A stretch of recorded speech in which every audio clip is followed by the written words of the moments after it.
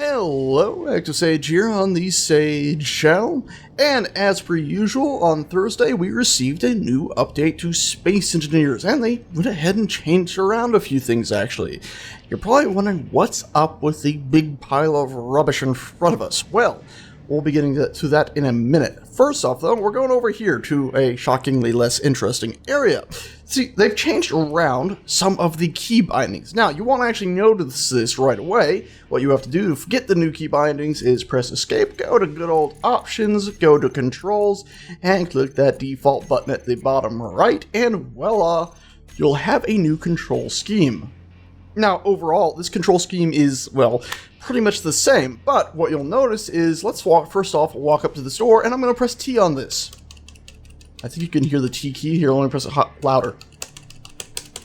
Nothing's happening. That's because the new binding is everything's sort of bound to F. So we can press F and open and close and interact with that. We can also, of course, press K as we always have and have this pop up. It's kind of a nice change because a lot of modern games actually use F as the interact button. So it's pretty nice to have that there. You'll see it, of course, it works on all door type things. Now, if we were to go ahead and press F though on something that doesn't directly activate something, such as the control panel, voila, it opens up this.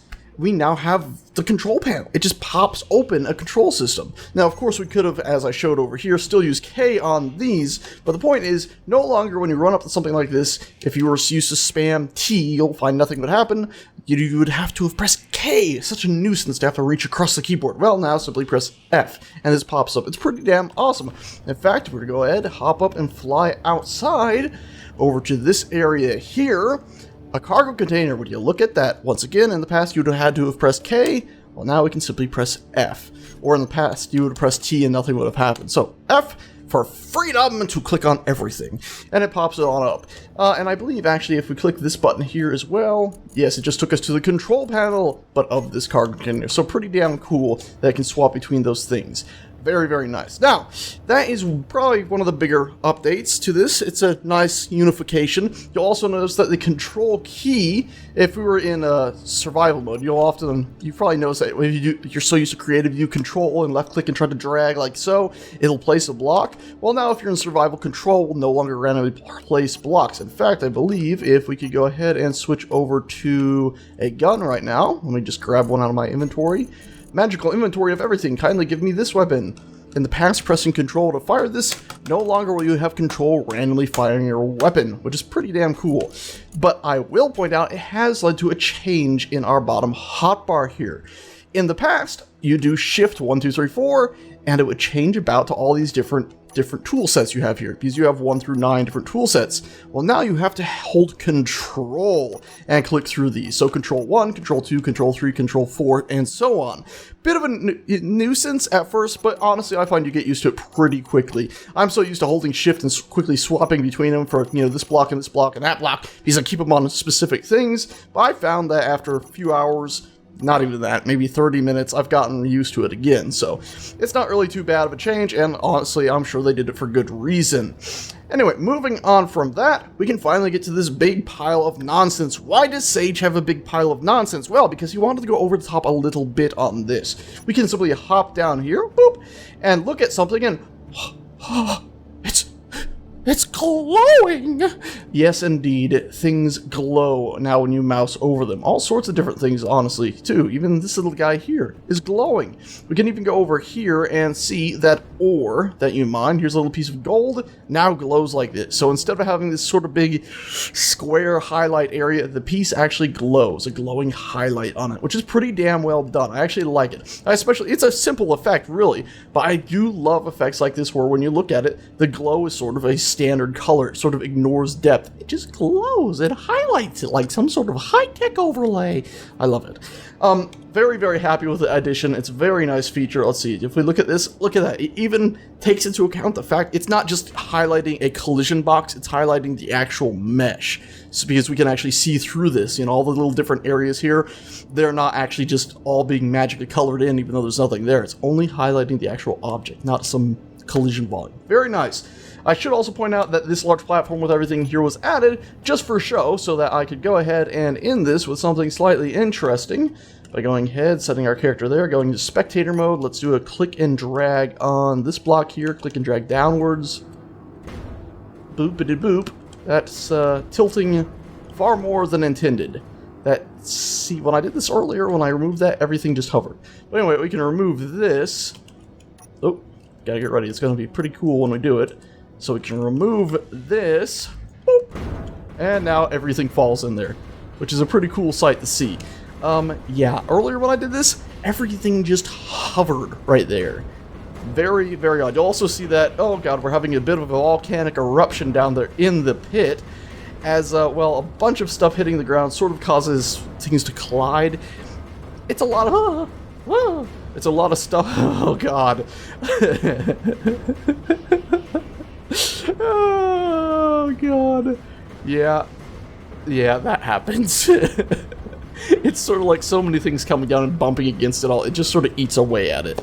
I don't know, I guess it's actually kind of realistic because the weight of all of this stuff combined was probably a fair amount, so it kind of makes sense that it all just sort of smashed its way through here and, well, annihilated all the metal structure leading down here into the ground level. Here, if we fly in, you can see, if we just clip through stuff, the beautiful mess it's made. Yeah. Yikes, you doodle dandies. Okie dokie, so there's that. I just thought I'd show that. Originally, I was just going to have stuff sitting down here, and basically the way I was going to show off highlights was just like, look at all this stuff on the table! Oh, look at highlights! I was going to do that, but I decided just to have the pile, because then I can drop the pile on camera, and it's beautiful. Anyway, as I said, though, I do have some footage.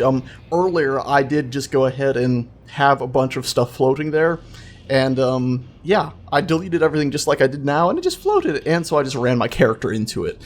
From third person, and it all fell. Pretty nice sight there. Also, I did notice that, strangely, let's see if it happens this time, it's been sort of hit and miss on it. Actually, we don't need our character, we can do this with spectator. I did notice that if we were to go ahead and select this box, and it's got everything we just dropped in there, or at least almost everything, and we were to go ahead and just drop you. You'll notice there, for a second, it kept moving, and notice I deleted it, and it was as if the invisible box was still moving for a moment. All of my light... Did you see that? It looked like the light drone moved for a moment. Oh god! Yeah, it's also, I love that, because I have the amount of stuff set to be like 1,000 and something. After you delete the box, instead of it just spewing everything out, it'll... Why does it just deletes itself? It'll often keep spewing for a minute after. There we go. What? Are you guys seeing this? I'm pasting this in. Control V, and it just deletes itself from existence. Ha! And then I deleted that one. Look at that. They kept the momentum of the box that's no longer there. I love that.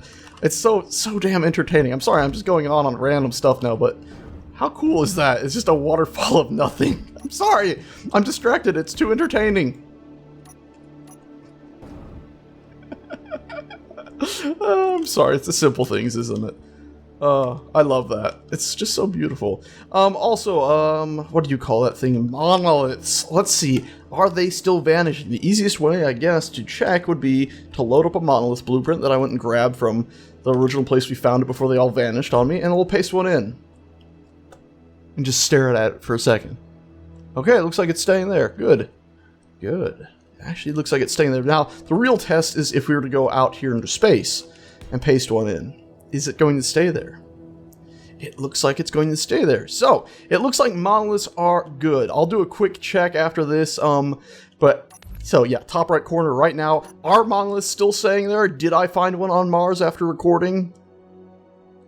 Yeah, so there's your real answer. But as of recording, looks like it's all good. Monoliths should finally stop destroying themselves with auto cleanup turned on. Anyway, guys and gals, that is it for today's video. There's some other little things. Basically, you know, if you were in a room and you ground stuff down in the past, you'd often find that, oh no, we don't want to paste a monolith here. Just hovering a beautiful, beautiful monolith here. We'll put it in the ground. Boop. Oh. Oh dear. Did you see that? That one moved. But yeah, what was I saying? Yes, I remember. If you grind stuff down in the past, you would sometimes reset the oxygen levels in a building. That's been changed. That should no longer be happening. Also, apparently, if you got out of a cockpit sometimes, apparently the cockpit for one of the Easy Start landers it would just kill you. That shouldn't be happening anymore, apparently. So hopefully that's fixed. There's also a bunch of other little fixes. Check the description below for more. They also tried to fix the FPS limiting, and they ended up setting the FPS limit to 120 now for when you're in game, because apparently it was supposed to be unlimited, but it wasn't. Anyhow, I think that's about everything for real this time. There's a bunch of little stuff. Check the description. Yeah. Okay, guys. Thank you a bunch for watching, and I shall see you next time. One more. Oh. Ta-ta.